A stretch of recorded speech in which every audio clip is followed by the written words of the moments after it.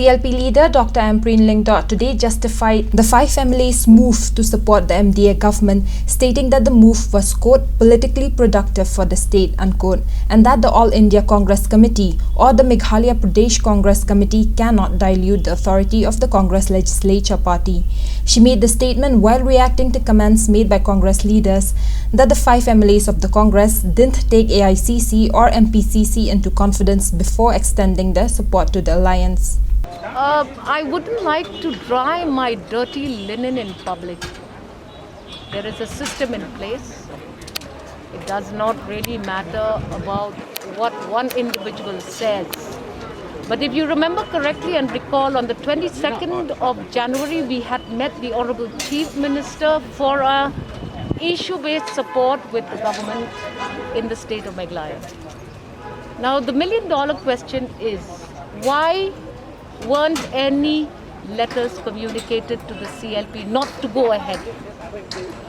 When you have written a letter and you have justified your stand for supporting a government as a political entity, if there was any difficulty or objection to our plan as five elected members, it would have been good for the MPCC or the AICC to write back to the CLP.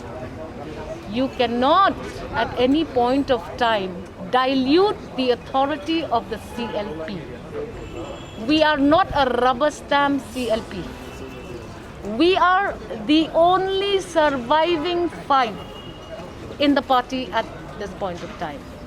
So if you're going to say that though it is difficult to even meet you, we have to still wait for your permission for decisions to be taken which are politically productive for the state, then I think we will debate in-house. You may send us whatever letters of questions, or you may try whatever stunts you want.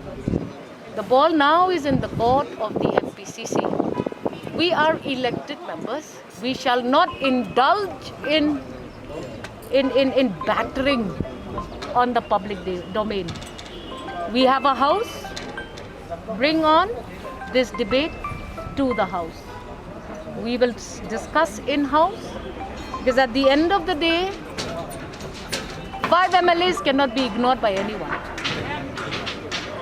You did not mandate us to the Legislative Assembly. You have to remember that.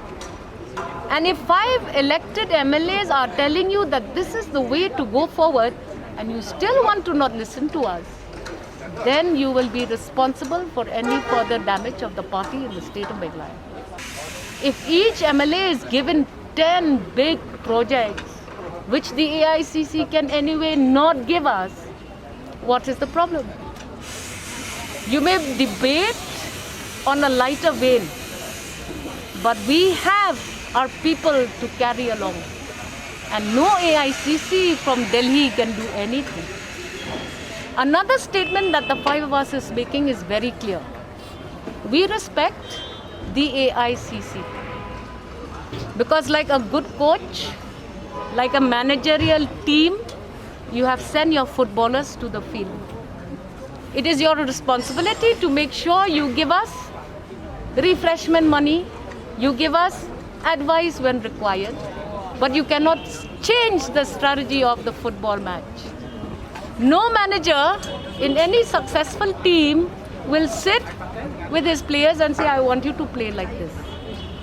We are the players. We are looking at Meghalaya 2023. You have just gotten a beating. You've actually just got penalties. 12 penalties you got.